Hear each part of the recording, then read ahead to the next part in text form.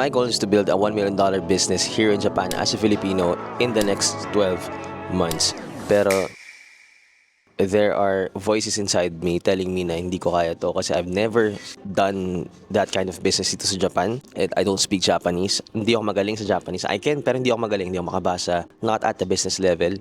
And pangatlo, I don't have friends. I don't have big networks here. You know, I'm not that young anymore compared to when nagsimula ako mag-business.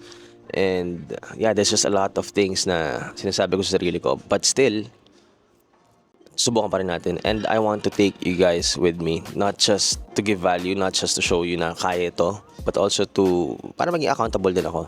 I want to do this in public so that maging accountable ako and mag-push through ako, mag-follow through ako sa goals natin.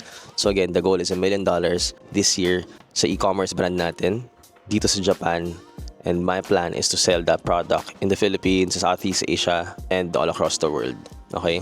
So, it's really exciting kasi para tong first time na nag-business ulit ako.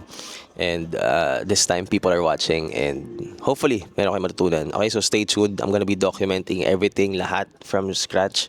No rich parents, no loans. Walang pautang from other people. This is all me from scratch. From business registration, from product idea, to testing the product, lahat yan. Okay, gagawin natin yan and I want you guys to see it. Alright, so stay tuned, subscribe kayo, please, dahil this is something I've never done before. So exciting siya.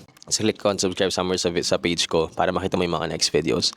Alright, so that's it and see you sa next videos.